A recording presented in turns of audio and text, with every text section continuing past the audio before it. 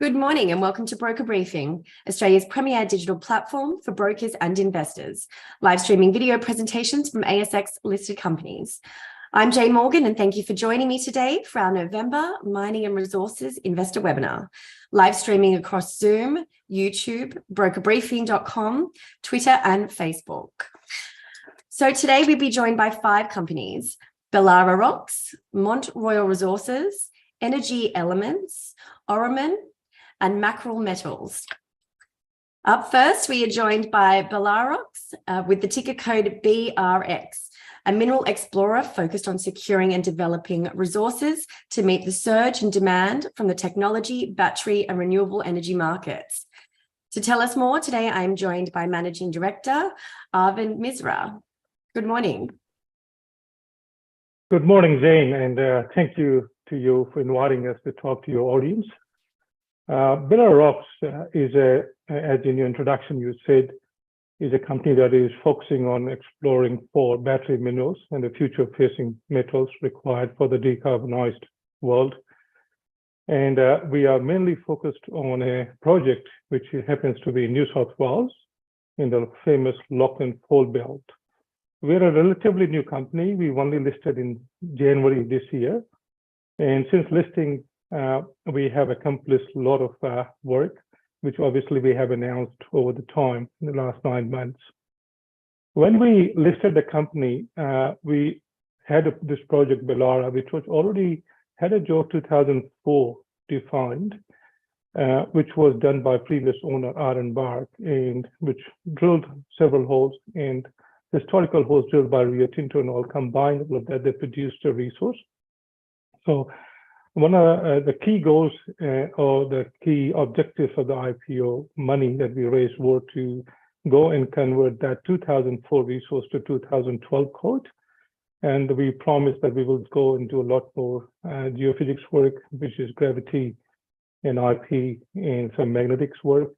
So we have completed all of that work. We drilled about 5,700 meters of RC and diamond holes. Combined all of that, we have been able to successfully publish our maiden resource a few weeks ago. So we have accomplished everything that we promised at the time of the IPO. So I'm very happy to be where I am now in the journey. Within 9 months of my listing, I have a significant maiden resource. Next slide. So as I said, this mineral resource that we published is about 5 million tons. Grading about 3.4% zinc equivalent. So yeah, the deposit has got zinc, copper, lead, silver, and gold. The main difference or the comparison from the last one, if we can draw a comparison, they're not apple to apple just for the sake of getting a relative scale on the two resources. So in the terms of the tonnage, we have doubled the tonnage. And in terms of the metal value, we have got a lot more copper and newly defined gold, which previous resource didn't have. So we have significantly increased the metal value into the resource that we have compared to the resource model before. In addition to that, the geophysics work we have done mainly the gradient IP and also the gravity work, which extends much beyond the envelope of 700 meters on surface of the Belara project and 200 meters on the south project Nitibri. We have gone much beyond that, and we have found about 1.5 kilometer long anomaly, which is very, very similar in geology and geophysics to Belara, which would be main focus for us in the near future. Hopefully we start our drilling the next quarter. And beyond that, we have got 20 more kilometers of corridor, which is untested, but looks like similar mineralized trend that we can see from the old magnetics data. We are a company which are held very tightly. We have got roughly in our top 20 holds about 60% of our shares. And we are well funded. I did a capital raising not long ago, which underpins the growth of the company in terms of being able to go and drill more holes and hopefully have some exciting results. And we have fully funded for that next round of drilling and the work we have to do in 2023. Next slide. In terms of the location of the project, if you look on the right-hand side, the picture there, so you can see the Sydney And from Sydney northwest, there is the Belararox, which is nearby towns are Double, Muzzy, and Orange. So it happens to be in that area where there is a lot of mining activity, like near Orange, a lot of big players there. And it's very well serviced by this town, Muzzy, which is about 10,000 odd people there. So very well located, highway passes through the leases we have. And getting the skill around for the area has not been that challenging as other parts of Australia has experienced. If you look on the left-hand side, the black polygon is the lease that has been, but that's where we are working, EL 9184. On the north is the Belararox mine. South of that is the Native B mine. So the two eastern side blocks, EL 6176 and 6287, we have done the native title agreement on them. We are now waiting for the remaining formalities to be done, and hopefully we get those two leases also granted to us in the probably, if not this quarter, then definitely next quarter. And that presents us a lot of exciting opportunities, particularly that corridor that extends from Belararox, Native B, and all the way to south, where the blue lines are being shown, 20-kilometer corridor.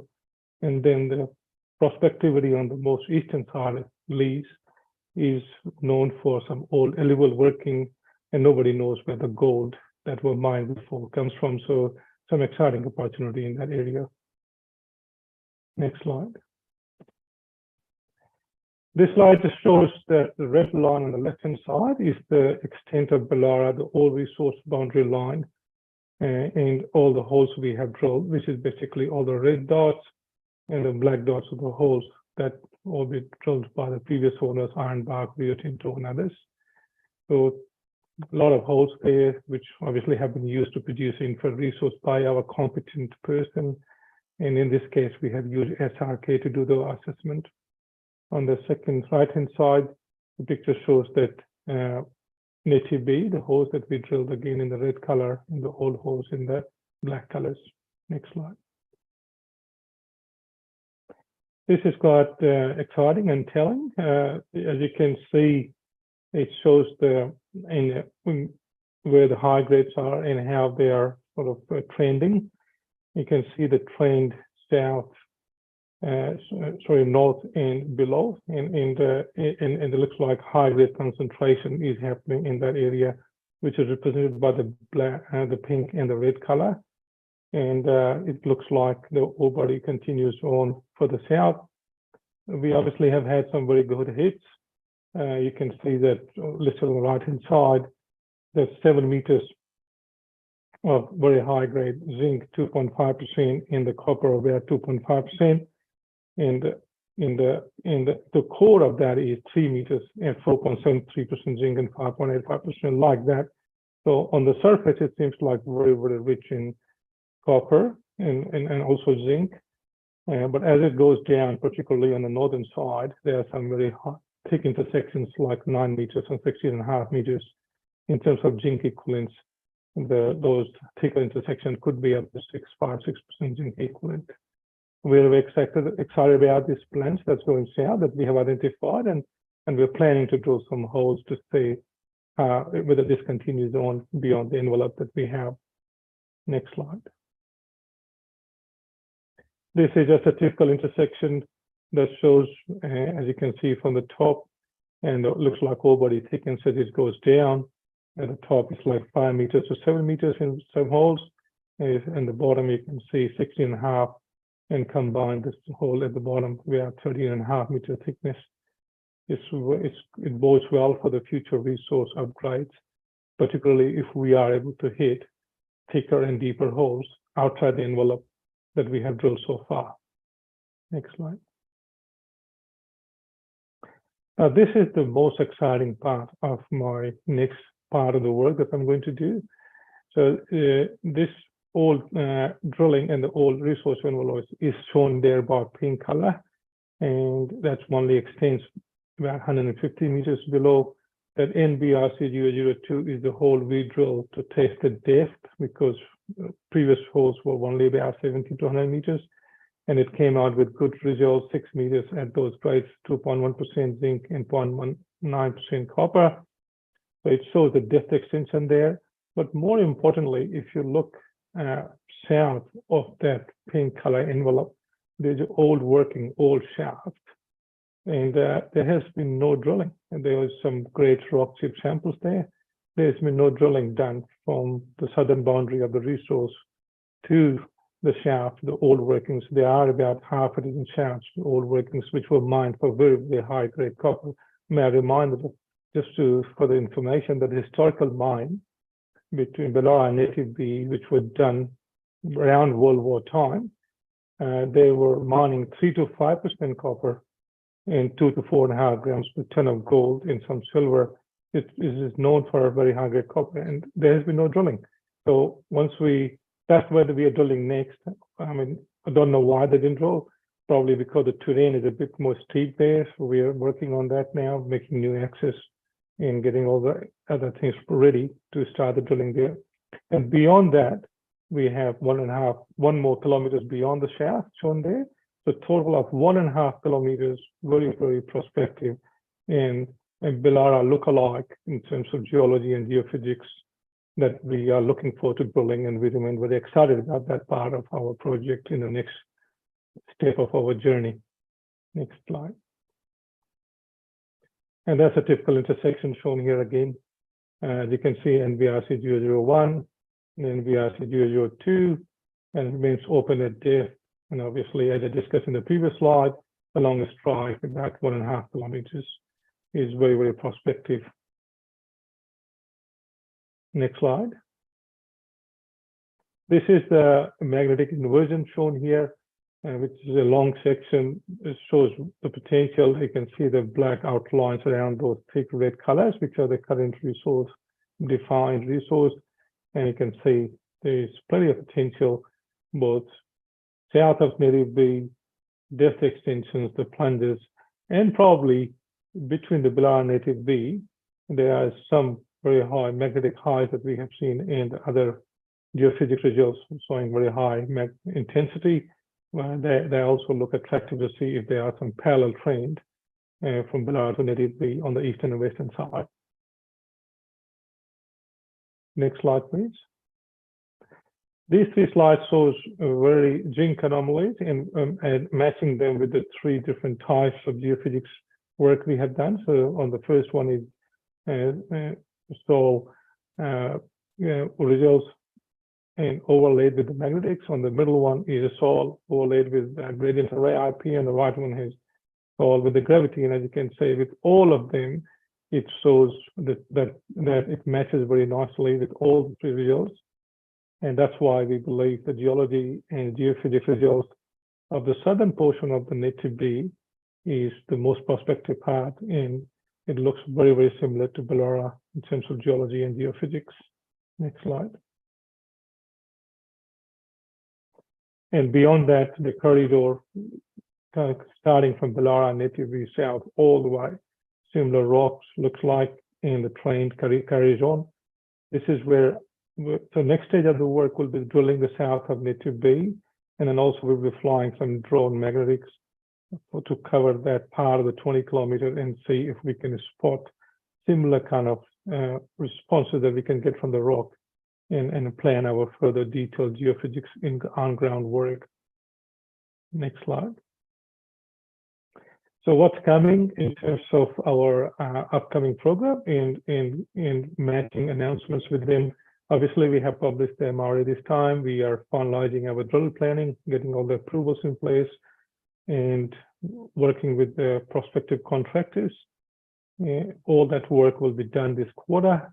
Next quarter, we'll start the extension drilling.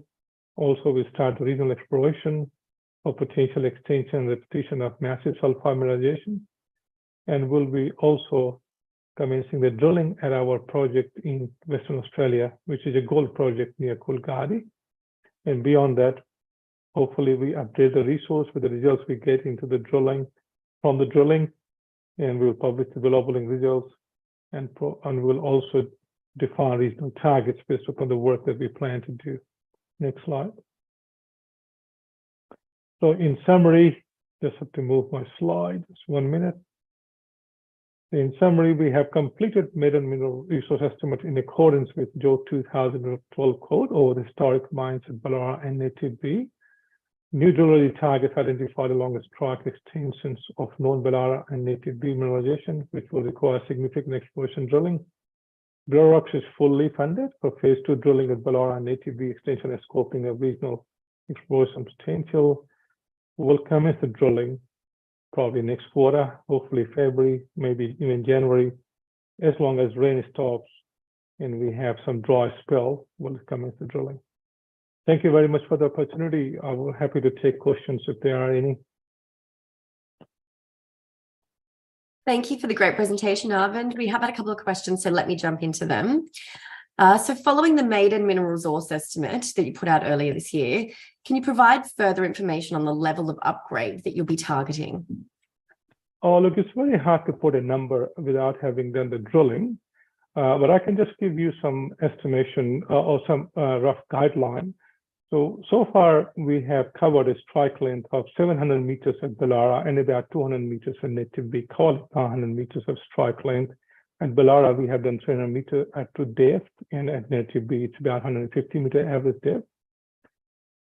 From the drilling program that we are carrying out, the strike length of that would be closer to 1.5 kilometers, and we'll be drill testing up to 200 meters. And that area is known historically. We have seen the reports which shows thickness may vary from 2 to 6 meters thickness. So that's the extent of the information that we have. And unless we drill and get the results and do the modeling, it's very hard for us to put any number onto that. Wonderful. Well, we do actually have a couple of other questions that are coming through, but we are running out of time. So I would encourage webinar attendees to reach out via the contact details on the bottom of the ASX releases if they've got further questions. But thank you for joining us today. Thank you, Jane, and I'm really grateful for the opportunity you provided us and look forward to talking to you again. Thanks for that. Thank you.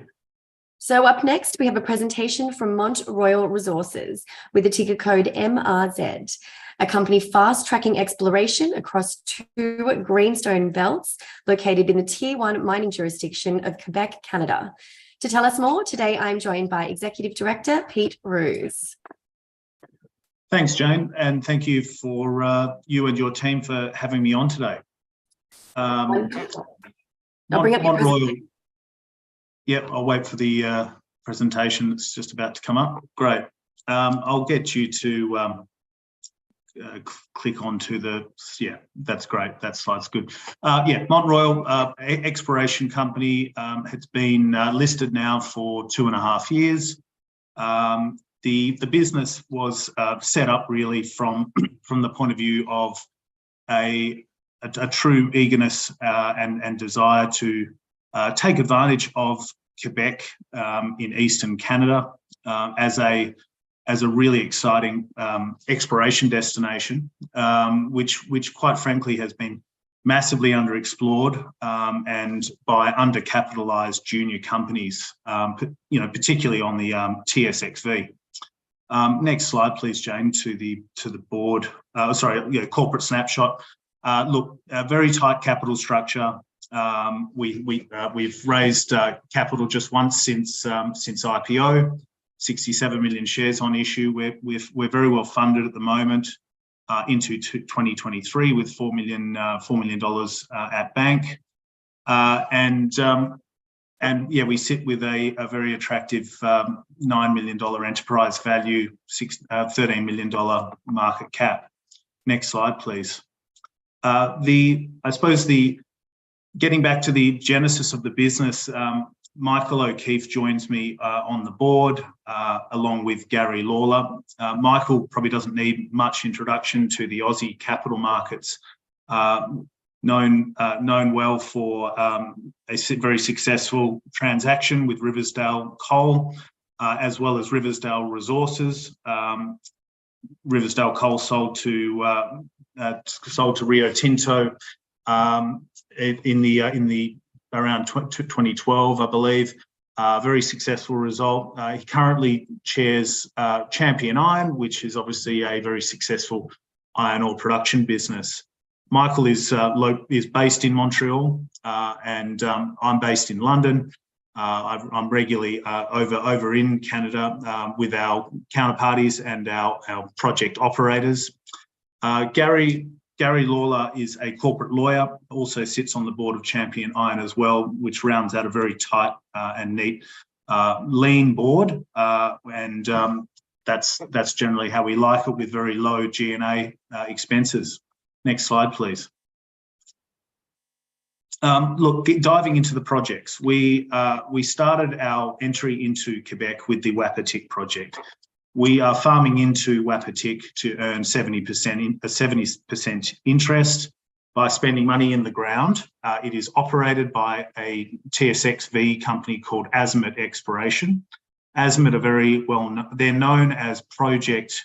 They're known as effectively a large technical team, project allocators, where they effectively have got excellent relationships with all levels of government, and they actually have a very large library of their own IP, which effectively screens thousands or hundreds upon hundreds of projects to define what they believe is good and worthy of spending capital and putting capital into the ground. We entered that agreement approximately 18 months, coming up to 2 years ago, and we have so far spent approximately $2.5 million in the ground.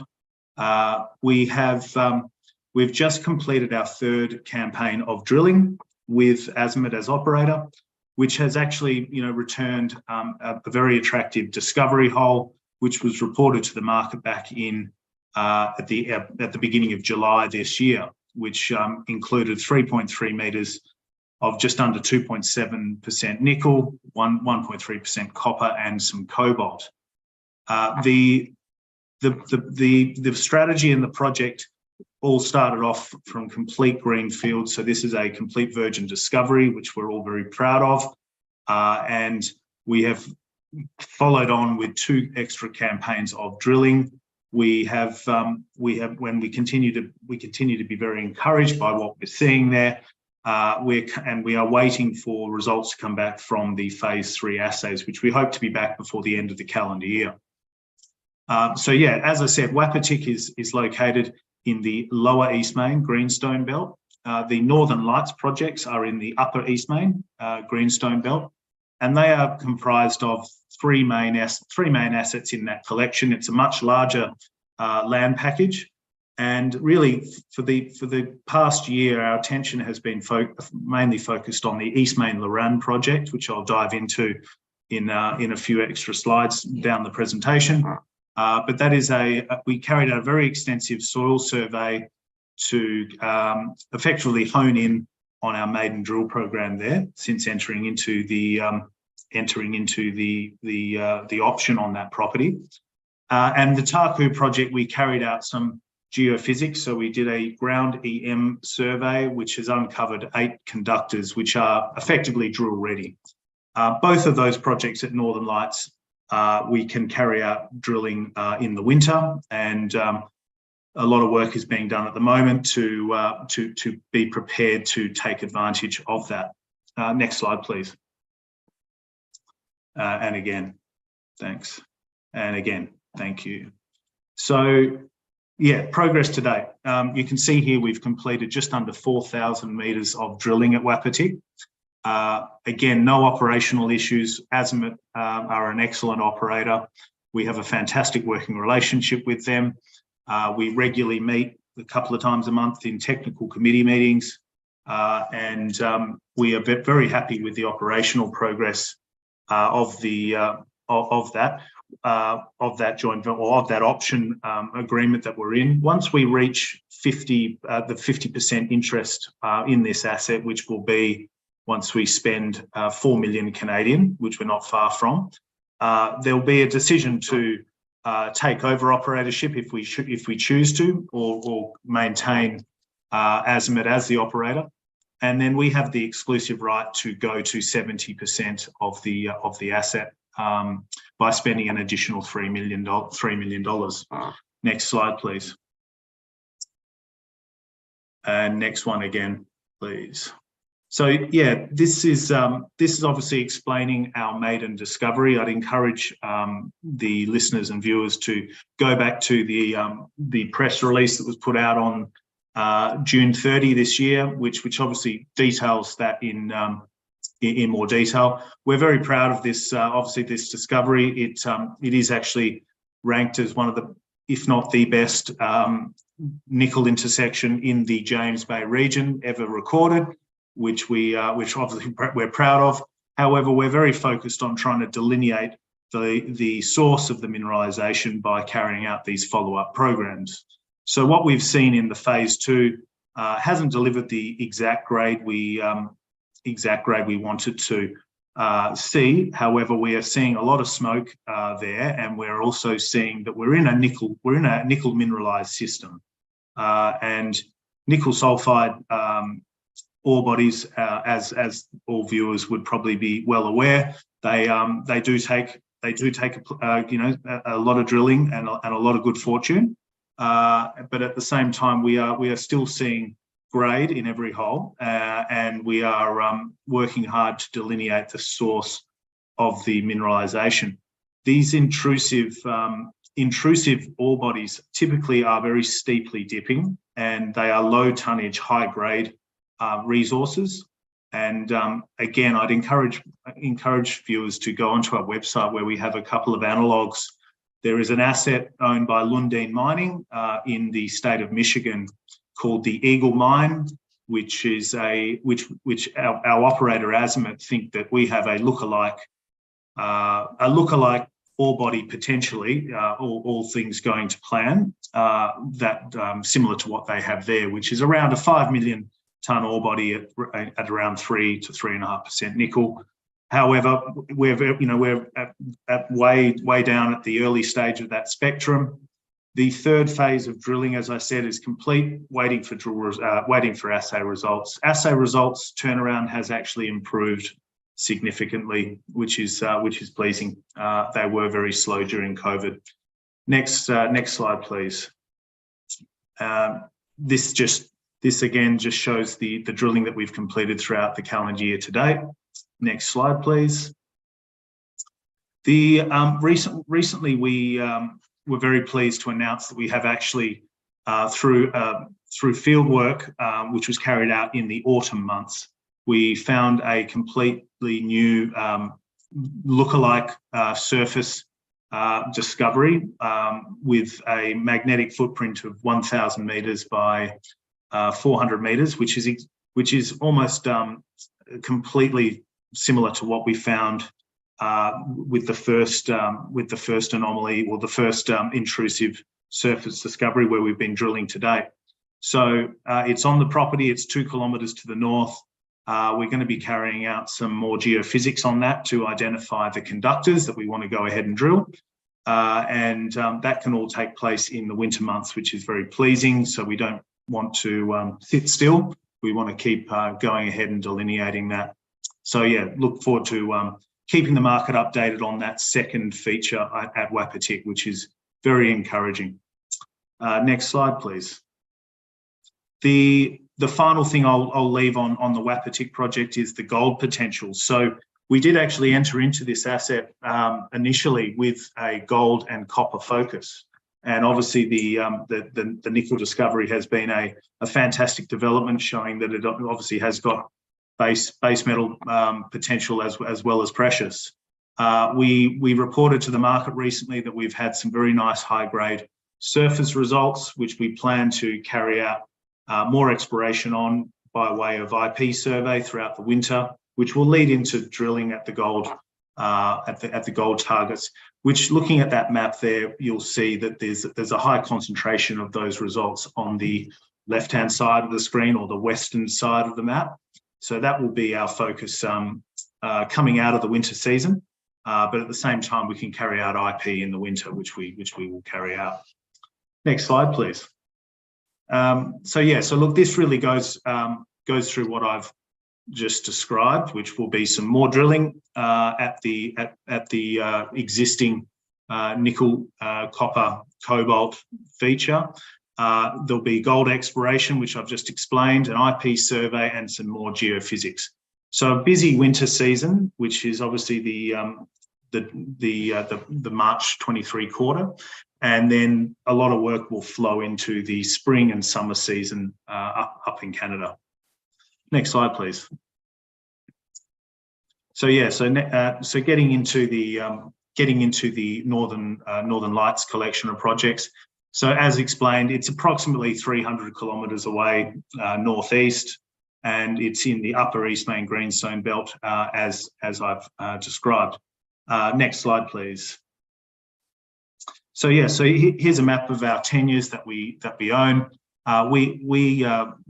We represent everything that has a red boundary around it, which is the Taku, the Ruby Hill East Extension, the CR projects, and they are all 100%. Well, sorry, they're all 75% owned with a 25% partner, which we are funding through to a decision to mine, and the DIOS project, which you'll see right there in the middle, and the Focus Graphite project, which is actually called the East Main Loran project, are under option. Next slide, please. As I said, the East Main Loran project, which is that project up in the northeast corner, that's really taken up most of our focus in the back half of 2022. We've carried out a pretty large soil survey there, with the view that we want to expedite a drill program as soon as practically possible in the winter. Assays have been incredibly slow there, but they're not far away now. We're hoping they'll be with us in a few weeks' time, at least the first batch of them. But we have actually stayed busy there with carrying out a very extensive desktop study because there has been quite a lot of historical exploration on this asset. And look, we'll be targeting particularly copper and nickel ore bodies here as well. There's also been some really interesting work done on the lithium potential on this property too. Early days, but we hope to sort of delineate that and obviously provide more information as it becomes available. But a drill program of five diamond holes in the winter will be the first activity you'll see here. That's being planned at the moment, along with the final collation of the desktop study, including the soil sample results. Next slide, please. So Taku project, I won't spend long on this, but we carried out some geophysics in the back part of the winter of 2022, so March this year. If you move to the next slide, please, I'll focus in on the target area number 2, which is where we carried out that geophysics. We've defined 8 shallow conductors where which all are now drill ready. We feel that this is equally prospective as the East Main Loran project. However, we're waiting for conditions to be suitable to go out and drill that. Our neighbour, Ben's Mining, we have a good relationship with, and we have access to their camp for our personnel and for logistics, fuel, helicopter pad. So that's actually quite a short journey from the camp to get access to that project for drilling. So yeah, keep posted on this one. Again, all things equal, we hope to be drilling that in the winter of 2023 as well. Next slide, please. So yeah, so look, I'll round out there. I'm conscious of time, but look, we have fantastic partners. We've got good technical people on the ground. We've had a really exciting discovery at Wapatik, which we hope to really continue to follow up and delineate where the source of this high-grade nickel is. We have all confidence in our partner in Azimut. The East Main Loran project has got a lot of smoke. We're very excited about that, and very excited to drill the Taku project equally. So what you'll see, I think, is a series of drill programs, ongoing geophysics, which will keep generating new targets. We're not afraid to drill holes at this company. We are also really encouraged by by the development that the Canadian government and the recent development in the flow-through capital markets as well, that is offering attractive premium, raising capital via flow-through capital, which a couple of Australian companies with Canadian projects have been taking advantage of. This initiative is actually for companies that are exploring for critical metals, which we of course apply for, whereby with our nickel and our copper exploration. So look, with that in mind, I'll pass back over to you, Jane. Thank you for the opportunity to talk today. Wonderful, thank you. And Pete, thanks for the great presentation. We've run slightly over time, but I'm going to jump into one question from a Twitter user. So although you're focused on obviously the Wapiti and the Northern Lights project, is there potential for any further project acquisitions in the region? Yeah, look, absolutely. Thanks for the question. Absolutely. We have a board that is obviously has a deep experience in M&A and also acquiring projects. We are always screening new projects. We feel at the moment we've got a lot on our plate, but at the same time, if the right thing comes along, we've always got things, we're always in the data and looking at things. So yeah, the answer is yes. Yeah. Wonderful. Well, thank you, Pete. That's all we do have time for today. Thanks so much. We do encourage webinar attendees to reach out by the contact details on the bottom of the ASX releases if you've got any other further questions. But thank you, Pete. Thank you. Bye now. So next we have a presentation from ENRG Elements with the ticker code EEL, a company focused on the exploration of the Agadez uranium project in Niger and the Hansi West copper project in the Kalahari copper belt in Botswana. So to tell us more, I will hand you over to the Managing Director, Caroline Keats. Good morning, well, good afternoon now, actually. Caroline, oh no. You're upside down. I don't know why. Okay. What have we got here? Maybe turn your camera off and on again. I'll just turn my camera off, right? Look, thank you so much. Thank you so much for inviting me, and being able to present about our project is really important. If you bring up our slides, I'll take everyone through our presentation.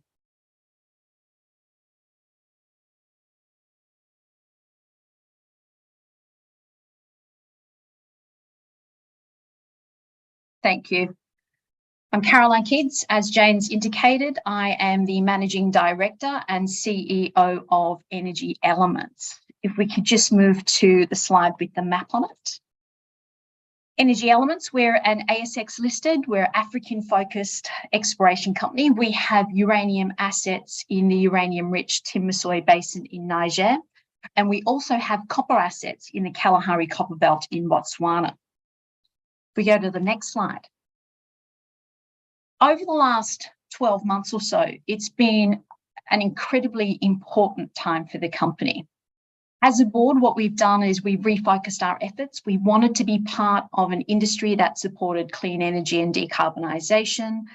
In line with this, we changed the company's name from Kakor Metals, which meant copper in Botswanian, to ENRG Elements, which more appropriately reflects our new direction. Earlier this year in May, we acquired the Agadez uranium project, which is located in Niger. And shortly after that, we also then updated a historical resource at Agadez so that now it is compliant with JORC 2012. We also undertook exploration at both our Niger project and our Botswana assets. And last week, we then closed out with defining an exploration target in relation to Agadez. It was a really important time for us because it basically set forth the path that we want to take in order to develop these assets. Can we move to the next slide, Jane? So for everybody, as I said, as we're looking at moving towards that clean energy space, we've done a lot of work on the ground. For everybody, energy costs, we've got energy security, we've got decarbonisation, which is high on everyone's agenda. We believe that our uranium and copper assets, which are located in mining-friendly jurisdictions, are really going to be on point, with uranium important as part of the supply of low-cost, reliable, carbon-free power. And we know that copper is going to play an important role as we move towards the electrification, supported by renewable and clean energy sources. Our market cap as a company has moved over the course of the year. Right now, it's sitting at around $22 million. We have undertaken a lot of work. I'm joined on the board by James Eggins and Quinton de Klerk, who have distinguished careers in the mining sector. James Eggins has been involved in the industry since he started at Narvalek. He moved on to manage marketing at Olympic Dam. He then worked at Paladin, which is where I also met him.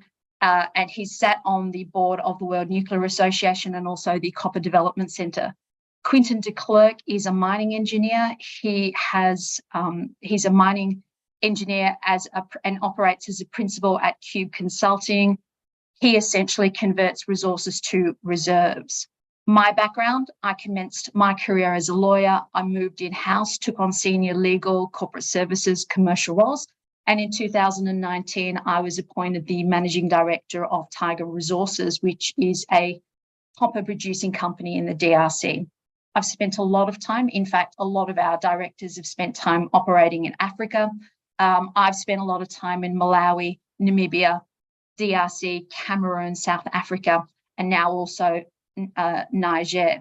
Less time in Botswana, but as we get more work done on the ground in Botswana and as we develop those assets, we'll be spending more time in that jurisdiction.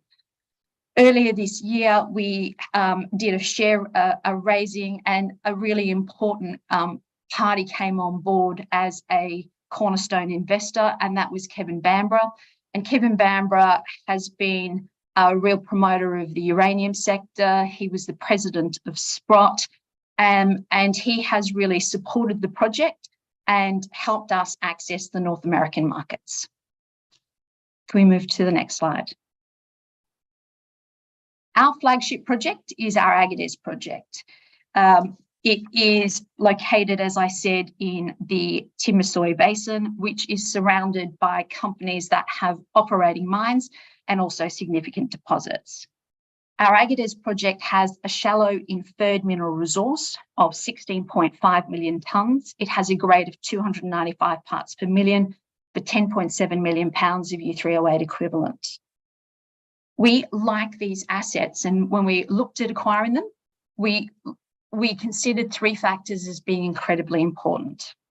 Firstly, the fact that it's located in a region that is well known for the production of uranium.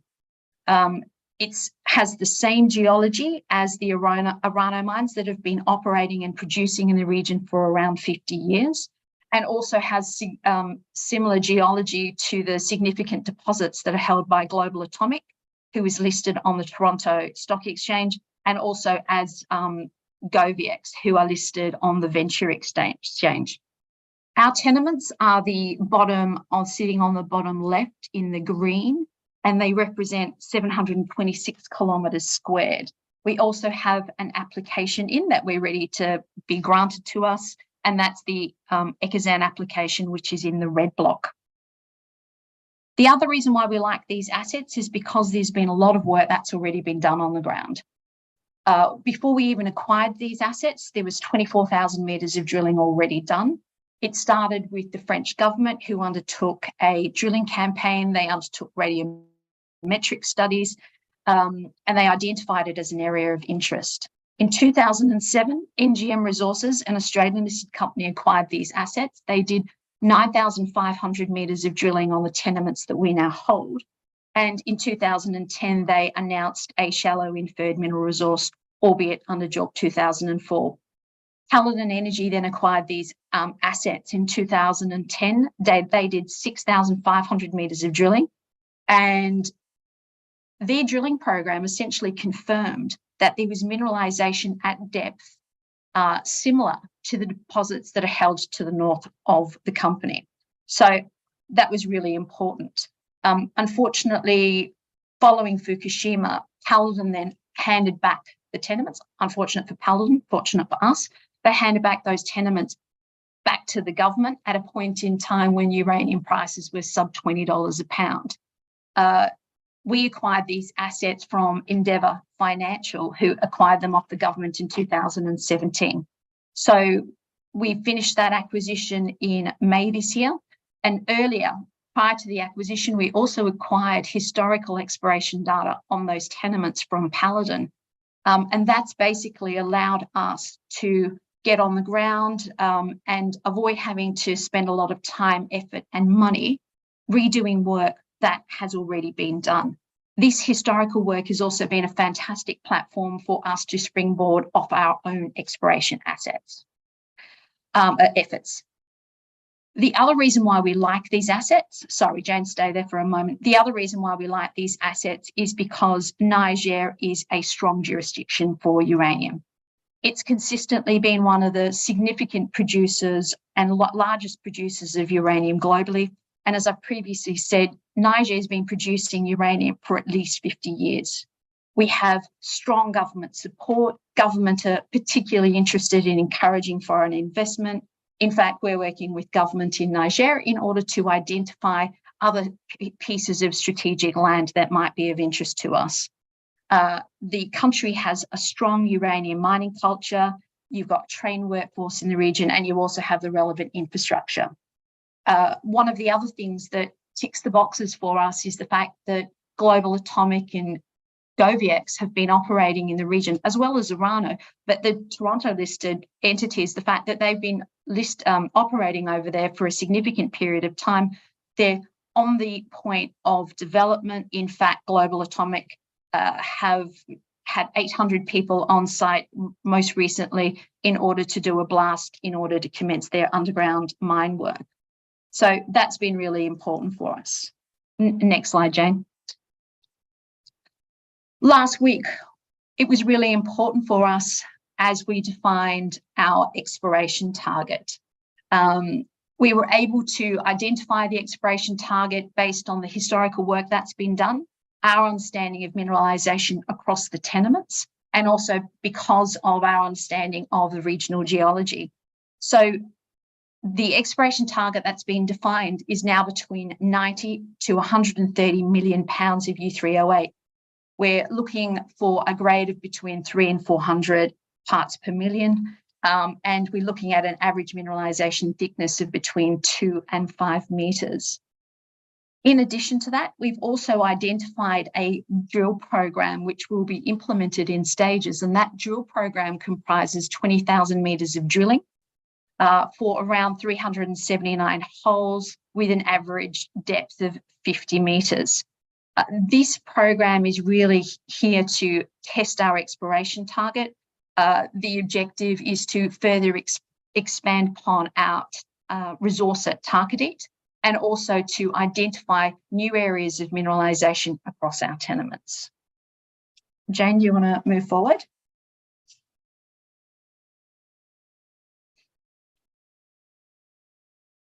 Shortly after our acquisition, what we also did was we went on the ground and started drilling. We wanted to start doing work as soon as possible. We've aggressively pursued these work on the ground and understanding these assets. We did 11 weeks for a drilling program of 5,500 meters.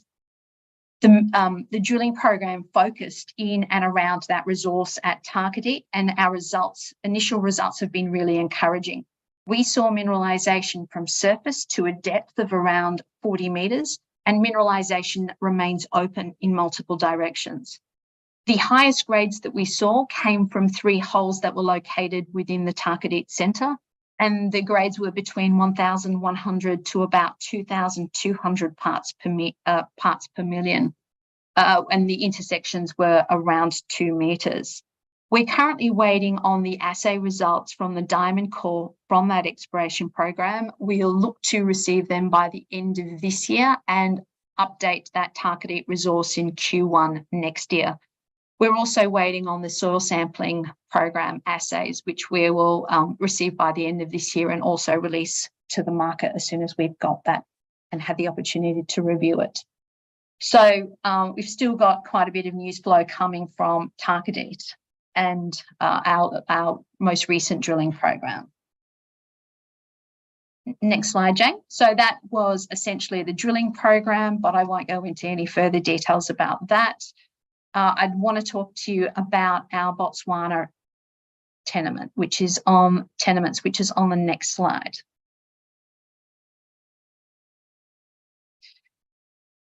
So we have a number of tenements that are located in the Kalahari Copper Belt, which is a really exciting region right now. Our tenements comprise 6 exploration licenses. They cover an area of around 2,600 kilometres. They sit along strike from Sandfire's Matheo mine, and they're also in the same region as Cobra's Ngami copper project.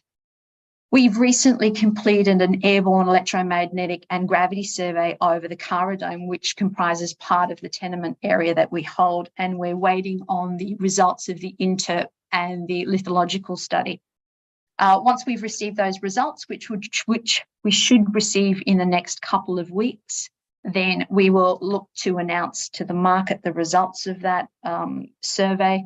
And also from that, we'll be able to identify our a drilling program, an exploration program on the ground in Botswana. We're really happy to be operating in Botswana. It's a mining-friendly jurisdiction, and once again, government are really encouraging of foreign investment and spending money on the ground and developing assets in the region. So we're happy to be in that jurisdiction. So we're kind of lucky. We've got 2 assets working in world-class jurisdictions for the commodities that we're looking to produce. Next slide, Jane.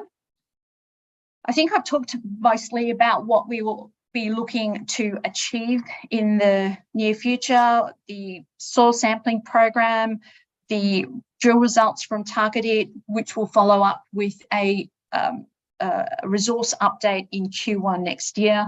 We'll be looking at strategically increasing land holdings at both Agadez and, in Niger and potentially also in Botswana, subject to our further discussions with government. And we will look to implement exploration in 2023 and start the drilling campaign next year at Agadez and potentially also at Hansi West. Next slide, Jane. So ENRG Elements we're a company that we are really focused, and we've taken a very aggressive path in order to try and develop our assets. We are looking to create shareholder value by making strategic and optimal decisions in regards to our assets. Right now, we're an early stage explorer, but we believe that there's significant potential for upside. We have the right assets. We're operating in the right jurisdiction. We have a strong team that is developing these assets, supported by a technical group of guys and girls who have the right experience for operating in the right commodities and in the jurisdictions that they're operating as well.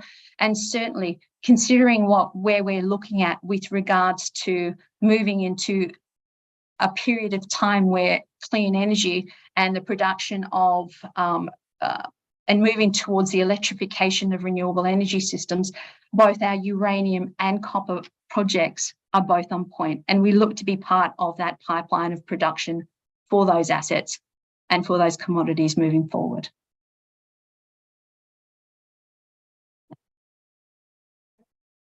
Thanks, Jane. Thank you very much. Wonderful. Thank you for the great presentation. Carolyn, we've run a little bit over, but I'll quickly jump into one question. So although we've recently defined a significant exploration target at Agadez, is there the potential to further expand on the land holding at the project? We're always going to be looking for areas in Niger and Botswana and potentially in other places that is going to create value for shareholders. Right now, we've got the application for Ekazan in Niger, and we're talking to government with regards to other areas that might be of interest to the company. Wonderful. Well, thank you for the great presentation, and a copy of today's recording will be available online in the coming days. But thanks for that, Caroline. So next up, we have a presentation from Aurumin Limited with the ticker code AUN, a company focused on the exploration and development of its advanced gold projects in Western Australia. To tell us more, I will hand you over to Managing Director, Brad Valukas. Good afternoon, Brad. Good afternoon, Jane. Thanks for having me today. Let me bring up your presentation.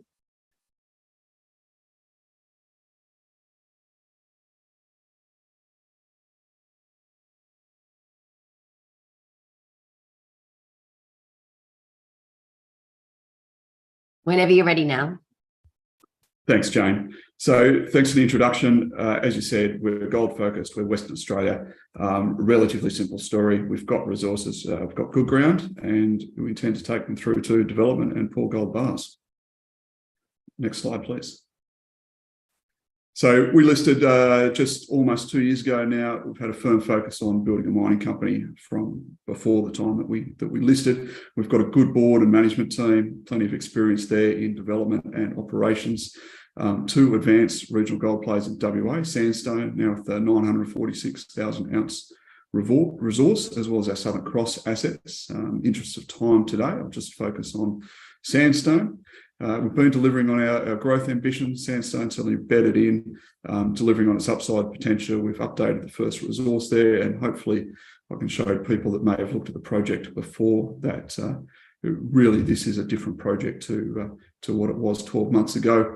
And we continue to actively look to leverage our skill set, operations and development into other projects. And of course, we are ongoing and active on the ground. Thanks, John. So a couple of key takeaways here on the company overview. Board and management at 14%. We're heavily invested into this, and this represents real money that we've put in to take the company forward. And the other thing is just our EV of $16.3 million, close to or just under that 1 million ounces of gold resource. So really sort of $16, $17 there per ounce, not including value for infrastructure or our Southern Cross assets. So I think we fantastic value for anybody that's interested. Thanks, John. The team, I won't go through that too much, but I will say that we have plenty of capacity, and I'll talk about going through to development. So myself as a mining engineer, 25 years experience at Northern Star prior to this, and fixing up a bunch of operations there.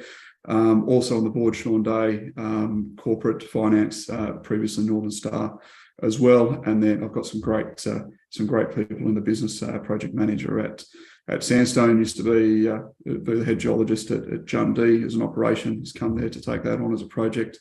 I've got plenty of other good capacity there in the team as well. Thanks, Jane. So ESG and sustainability, something we take very seriously. I'll just touch on environmental stewardship. So all of our projects have previous production history at Mount Damo, Mount Palmer, Johnson Range, as well as Sandstone. And in particular, the first 3, we've actually done a huge amount of work to clean those up. So all of those are looking much, much better than they were previously. And the last one, we are absolutely committed to low carbon footprint. And I think, we're in the process of signing some CAs on stuff that would be industry leading. I think when we come to production, it'll be a little bit different to what everybody else does, and also very cost effective. So Sandstone operations, as I said, I'll just talk about that and focus on that today. So it has 881,000 ounces right there in Sandstone, as well as 65,000 ounces down at Johnson Range, which was a project we had when we listed and was previously a little bit stranded, but can easily now come up to Sandstone. So we're sitting at 946,000 ounces. And certainly for us, this is really just a starting position. I'll run through all of these in a little bit more detail, but existing permitted infrastructure on site. As I said, this is a previous operation. Great starting position, just upside to come. We're expanding the footprint, we're improving the resources, and looking to make this bigger and better all the time. And then Sandstone, one of the reasons we got into this area is that, from Gidgee down to you and me, there's about 7 million ounces in the region. We've got just under 1 million of those, but there's certainly something bigger and more significant to do there in the long run. So the infrastructure, I can't, it's a little bit old and it's a little bit tired, but I can't emphasise how important it is to have this sort of setup when you're trying to get going and shorten the time frame and save costs. So there's a 500,000 tonne per annum process plant there. There's a known upgrade to 750,000 tonnes per annum. I think we can take that to 1 million tonnes per annum with the addition of some leach tanks in the front. But really importantly is it's fully permitted and we can turn that back on anytime we want to spend the money to get it going. The other on-site infrastructure that's there's offices, there's workshop, we've got bore fields and bores, there's plenty of water in pits now as well. There's still some tailings capacity there, there's roads, there's a built-up ROM pad and other supporting infrastructure. So very good way to start. Just up the road at Sandstone, 15 kilometres away, we've got 3 camps in the town there, exploration office, there's a good FIFO suitable airport there in town as well, and then bitumen all the way from Perth to Sandstone. So we're not out the back of beyond anywhere. This is something that's very tangible. It's easy to get up there either via flight or drive, and a great position to be. And as I said before, certainly when we talk about this plant, we're targeting something bigger in the long run. There's opportunity there to set up as a low-cost regional processing hub. Historically, more than 1 million ounces has been produced here, and we think we can certainly do that again. Thanks, Joe.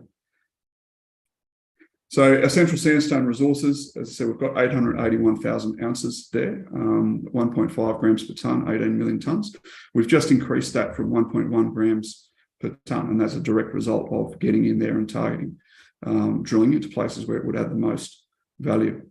Our resource development so far has been around that Shillington and 2 Mile Hill area, but there's 9 other resources to continue to work through. This was last operated by Troy Resources in 2010. So we've got a really good handle on what recoveries are, milling issues, etc. So expecting recoveries greater than 90% for everything, and certainly between 90 and 97%. And we think still significant upside remains just on the mining leases. Talk about that in a couple of slides, but certainly got multiple geochem and structural targets sitting right there, and really good footprint, as I said, 20 square kilometres. Jane. So the 2 Mile and Shillington open pits, we've just increased the resources there to 180,000 ounces at surface, and we've added sort of about a third of a gram to each of those. So we're at 1.1 grams previously. We've increased that to 1.5 and 1.3. At Shillington, we drilled some great holes through there, 6 metres at 5.5, 7 metres at 5.5, 8 metres at 5. So they're the results that are fed into this resource upgrade. Next slide, Jane. 2 Mile Hill underground. So this was a key driver when we purchased the project. So there's 500,000 ounces that have been reported here previously as an underground resource at 1.1 grams per tonne. And a lot of people look at that and go, it's a bit light, and we did as well. But we also looked at it and we saw the upside. So we've put 4 big deep holes into this, 340 metres at 1.3, 220 metres at just under 1.5, 350 metres at 1.5, and 240 metres at 1.2. All drilling through a series of stacked loads, sheeted veins running through there. So we've turned around now and we've changed the resource to 1.6 grams per tonne, and we've still modelled that in a very bulk fashion. We haven't sort of concentrated anywhere near on the high grades and tried to isolate anything. This is still a bulk resource. We've got 1,400 ounces per vertical metre there, starting at 150 metres below surface. When we look at this to start with, we looked at this and we saw we've got a mining cost there of about 1 gram per tonne. As a big bulk operation, stopes 30 metres high, 20 metres wide. We were targeting a resource inventory there of around 800 ounces per vertical metre at close to 2 grams. We're sitting there now with 1,400 ounces per vertical metre at 1.6 grams. So the 800 ounces per vertical metre at 2 grams is certainly in there, and we're doing some internal scoping work on that at the moment. And certainly we're well above what's going to be a cut-off for mining there of about 1 gram per tonne. So there's quite a bit of margin. We're really pleased with how this has come about, and this really resets the project. This is an asset that has the size and the scale to underpin an operation here for close to a decade. So we are super pleased to have turned it around and increased the grade. Thanks, Jane. As I said before, there's plenty of upside. This is just still on the mining leases. We've got 11 geochem targets that we've completed that resulted from work that we've completed with an auger rig there. Most of them are backed up by structural controls, what appears to be structural controls in the geophysics as well. So this is our next drilling target on site here. We've got about a 10,000 metre program we want to do between these targets and some others. And we think we can bring a number of new resources to the table. We did a really good job at Shillington and 2 Mile on the surface and the underground, making the pie that we've got there a bit better and increasing that grade. And we think there's plenty of opportunity still to make the pie bigger. We're 100% focused on generating that critical mass for production. We're certainly not out here targeting nice big resources that we're not going to do anything with, but these are all near surface targets, right in the shadow of the head frame, so to speak, just a couple of kilometres from the process plant. And then on top of that, we've got well over 100 square kilometres of granted exploration tenure outside of the mining leases. So we've got some really good targets. We've got geochem ongoing there at the moment, and hopefully before the end of this month, pending performance of the labs, we'll get out an announcement with results from some of that. Prospective structures, we've got sitting on the left-hand side there. On the western side, these are the shears that run up from you and me. We know there's gold mineralisation there, and there's been previous mining in and along those structures. So super happy to have that as an exploration footprint. On top of that, we've got a large amount of application further to the north, and we've just also acquired a tenement we announced this morning up just south of Gidgee, the old historical Birrigan Mining Centre, which has got some super high grades there, and we've also pegged a decent portion of greenstone there to try and expand that. So we've got a lot of upside to go on top of what we've got just around the previous operating centre. Jane, please. Our Johnson Range project, touch on this right at the start. It's just it's to the south of Sandstone. There's good roads all the way. Previously for us, this was a stranded deposit. We've got 65,000 ounces down there at 2.5 grams per tonne. I think we'll get a slightly higher grade when we get to a final mining shape there, and certainly that will truck up to Sandstone. And when we're ready for feasibility, this will certainly be a part of it. Jane. Our other assets that we have in the portfolio is the Southern Cross assets, 2 historical mining areas down there, Mount Dimer and Mount Palmer, and I won't go into those too much, but I would encourage anybody that's looking and interested to have a look back through any of our previous announcements or presentations. Mount Dimer mined 600,000 tonnes at 6.4 grams per tonne, and Mount Palmer mined 300,000 tonnes at 15.9 grams per tonne. There's a lot of work still to do down there, and we think a lot of upside at Mount Dimer. We've got a few deposits up there that are basically drilled out, small and high grade, and we're working through the process of how we're going to monetize those at the moment, and there's certainly an option that they can go to Sandstone as well. Thanks, Jane. So the key drivers for us, our investment drivers, clear focus on building a mining company. We've got 946,000 ounces already at Sandstone, very cheap on a per ounce basis for our market cap. We've been adding ounces to that project. We've been adding grade to that project, advancing those existing resources and targeting new resources and expanding the footprint. So it's certainly a project that's ongoing, expanding and improving all the time. Got good board and management team. We can certainly take these through all the way to development. There's no changes required in the group of people that we already have on board. We've been delivering on our growth ambitions, and we are still very active on that front. First resources are updated at Sandstone to demonstrate that, and then we have that ongoing exploration activity.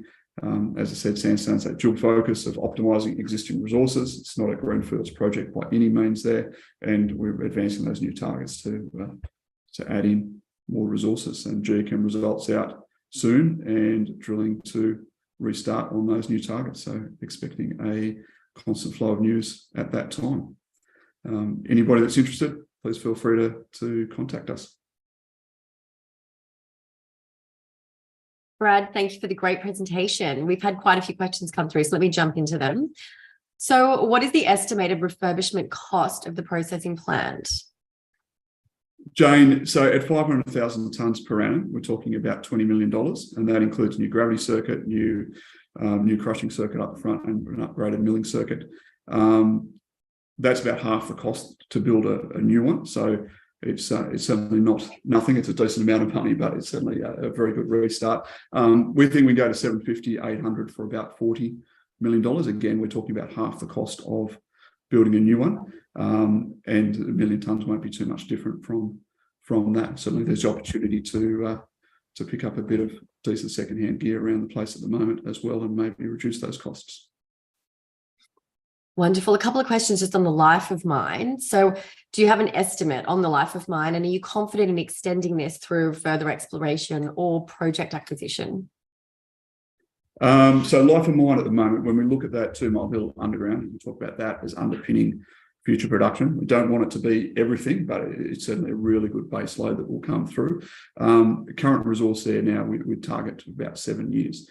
Obviously, none of that's a JORC statement, and we haven't completed a feasibility, etc. But if you look at the resource that's there now, 500,000 ounces, if we talk about a 70,000 ounce per annum production rate out of that as a standalone just for the underground, you can sort of get to those numbers pretty easy. Are we confident? We're confident about adding resources just right there on the mining tenements.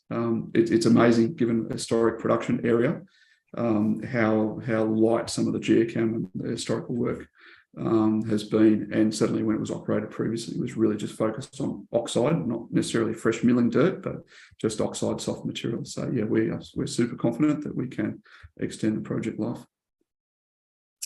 Wonderful, Brad. That's all we've got time for today, but thank you so much for joining us. And as Brad mentioned, please reach out by the contact details on the bottom of the ASX releases for further details. But thanks so much. Thanks, Jane. So next we have a presentation from Mackerel Metals, which is an upcoming IPO. Mackerel Metals is a demerger from Zenith Minerals, Australian gold and base metals projects. So to tell us more, today I'm joined by Managing Director, Kevin Seymour. Good afternoon, Kevin. Good afternoon, Jane, and thanks for the opportunity to present today. It's much appreciated. Not a problem. Let me bring up your presentation.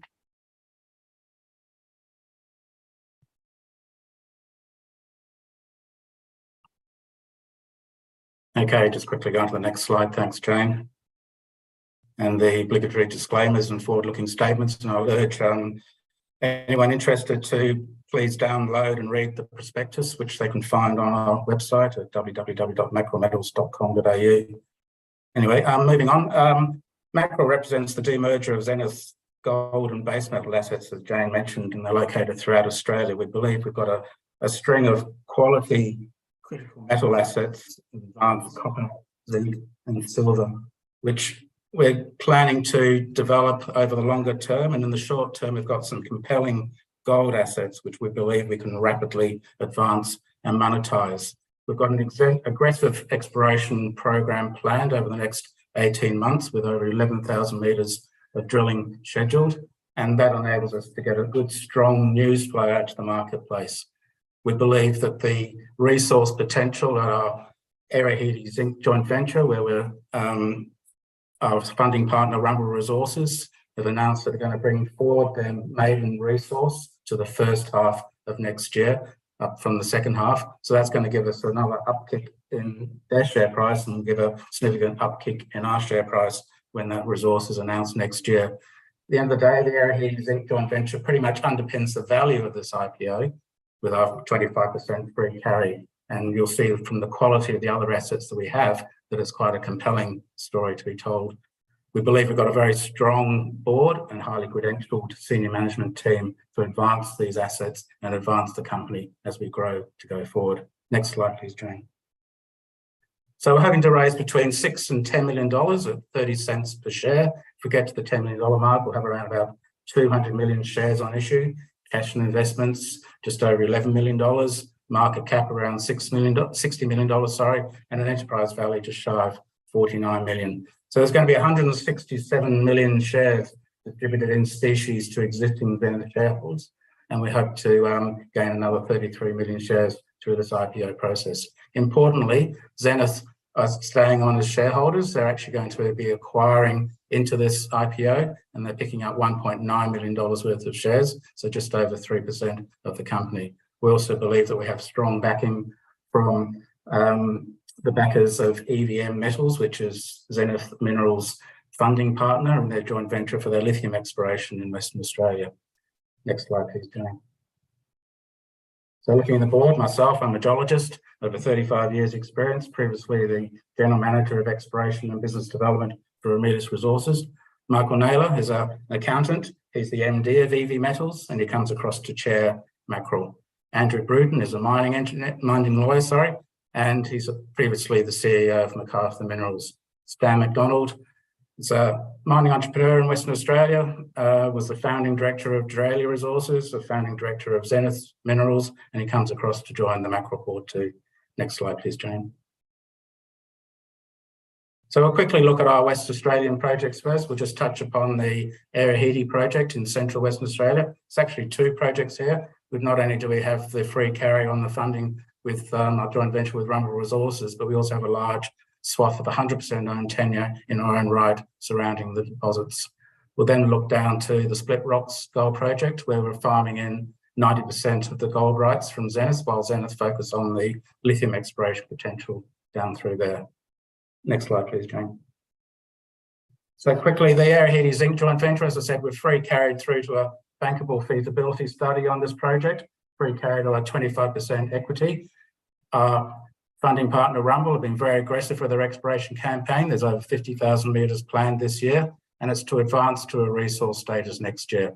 Only last week, they announced some very encouraging metallurgical recovery results, over 90% recovery on the flotation test work, and a zinc concentrate up to 59%. Now that's the best of the best of the best when it comes to metal operations. And ultimately what it means is you're not talking about a high capex project. This can be developed on a fairly simple processing train of flotation circuits with very good recoveries. We're also talking about a very shallow deposit.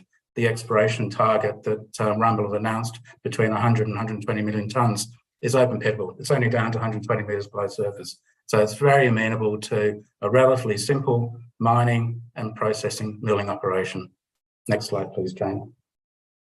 Surrounding the farm in joint venture ground, it's hard to see on the scale of this picture, but it covers 18 kilometre strike. What we have surrounding that is over 100 kilometres of prospective Aurumin Basin unconformity, which hosts the zinc mineralisation. And we know we're going to have some extensions of the mineralisation as it comes into our ground, as we abut the joint venture ground, both to the northwest and also to the southeast of the project. So we're very comfortable and very excited about the opportunities that will unfold on here to find new zinc discoveries around the margins of the unconformity as we go forward. We're planning drilling. We're hoping to start before Christmas, but we're just waiting for the final approvals on heritage clearances to come through before we embark upon our reconnaissance drilling on 100% ground. Next slide, please, Jane. Moving down to the Split Rocks project. We've got 660 square kilometres of prospective greenstone belt here in the Southern Cross Greenstone Belt, about 400 kilometres east of Perth, nestled nicely between the Bounty gold mine to the south of us and the Marble Lock gold mine to the north. What I want to do here today is just focus in on one key prospect area that we've identified.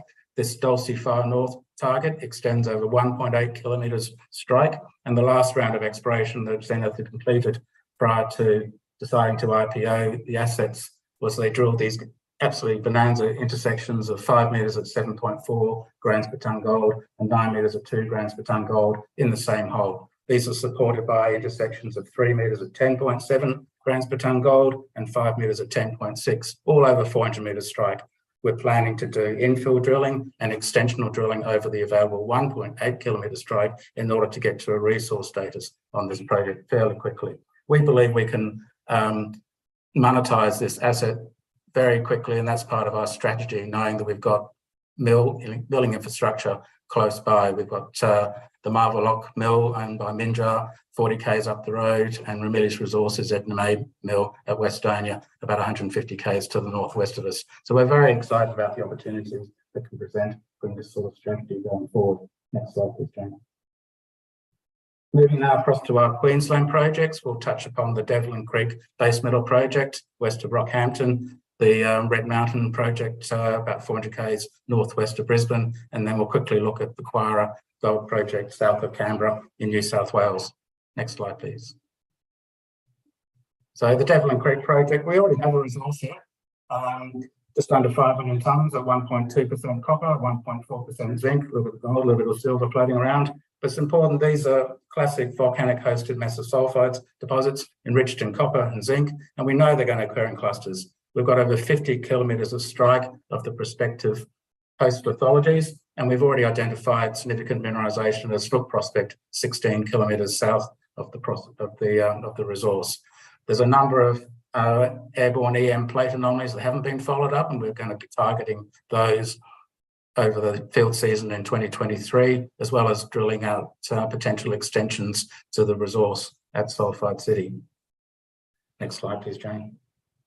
Moving down to Red Mountain, this is a classic intrusion-related gold system. It's located just 400 kilometres northwest of Brisbane, and it's nestled nicely between the Krakow gold mine, 60 k's to the west, and Evolution's Mount Rawdon mine to the east. Again, so you can see some opportunities available with existing milling infrastructure. But this is basically still a standalone project at this stage. We know that these sort of fracture pipe systems are vertically extensive. The classic example would be the Mount Wright gold mine east of Charters Towers at Ravenswood, which Resolute mined to 700 metres below surface, and that's just testament to the vertical continuity of the mineralisation. Red Mountain's only been drilled to 200 metres below surface at the moment, but you can see the spectacular intersections that have been returned. 13 metres at 8 grams per tonne gold, 15 metres at 3.5 grams per tonne gold. Now we're planning to test that vertical plunge continuity. You can see from the picture the yellow coloration of the IP anomaly re-emerges at depth, and we're expecting that to continue, and we'll be targeting our deeper RC diamond drill holes into that around about 400 metres below surface during 2023. Next slide, please. The last project I'm going to talk about is the Quara Gold Project. This is a subscription agreement with a private exploration company called Oxy Resources.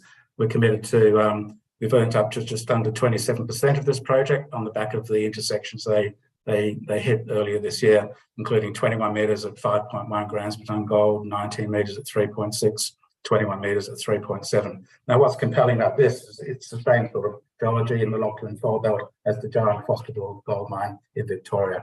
We're seeing some good widths to the shear structure. We've got 5 kilometre strike available to us, and we know there's a very strong correlation between the gold mineralisation and the IP chargeability, and we're going to be using that to target our exploration drilling over the 5 kilometres of strike that we have to play with. Next slide, please, Jane. So we've got a lot on our plate. As I said, we've got over 11,000 metres scheduled over the next 18 months. We've already started drilling on our Split Rocks Dulcifara North target. We're about halfway through the program. Typically, the laboratories are still very slow in Western Australia. We're probably waiting 2 months for assay results, but that will pan out nicely for us because we'll get assay results shortly after we list on the ASX. We aim to have assays after Christmas, hopefully before the new year.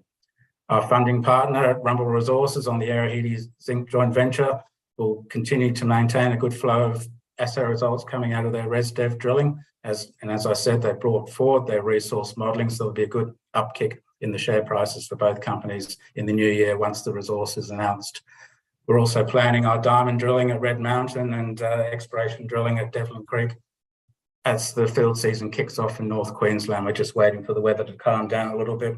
Obviously, we don't want to do ground EM surveys whilst thunderstorms are still cracking around in the countryside. So we've got a lot on our plate, a lot of good news flow to come out of our projects as we progress the targets go forward and advance the resources, reserves, and ultimately get to development stages on these targets. Next slide, please, Kane. And finally, I just want to say the key investment dates for the IPO. It went open to the public on the 10th of November. The priority date for existing Zenith shareholders closes tomorrow on the 25th of November, and the offer for the public closes on the 2nd of December. So that's Friday next week. So I urge you, if you're keen to put your application forms in as quickly as possible. And we anticipate listing on the ASX on around the 16th of December. So I thank you for your time and listening, and any questions, please let me know. Thanks so much for the presentation, Kevin. A couple of questions have come through. So when is the BFS expected to conclude? Well, it hasn't started yet. They're just still doing their resource drilling. They've got to wait for the assay results to come from the lab like everyone else. There are delays in that process. They've got the encouraging metallurgical test work. They'll need to complete more metallurgical test work before they can finalise that over the scale of the project we're talking about. They have the resource out by midway through next year, so they can then start on their scoping study and definitive feasibility studies as they progress through. So I wouldn't envisage anything before another 2 years away. And of the portfolio of projects that you've got, which are phenomenal projects actually, what excites you most? I like the Red Mountain because I can see a true opportunity for a large standalone multi-million ounce deposit given the vertical continuity that we expect to see in that system. Yes, there's certainly some good grades in those holes that you showed us earlier. So very exciting times, and good luck with the IPO. Thank you very much, Jane. Thank you for your time. And as Kevin did mention, you can log on to download the prospectus on the company's website, which is, I've actually got it in front of me, mackerelmetals.com.au. But thank you all for joining us today. And so recordings of today's presentations will be available online in the coming days on both brokerbriefing.com and YouTube. But we look forward to hosting you again next time.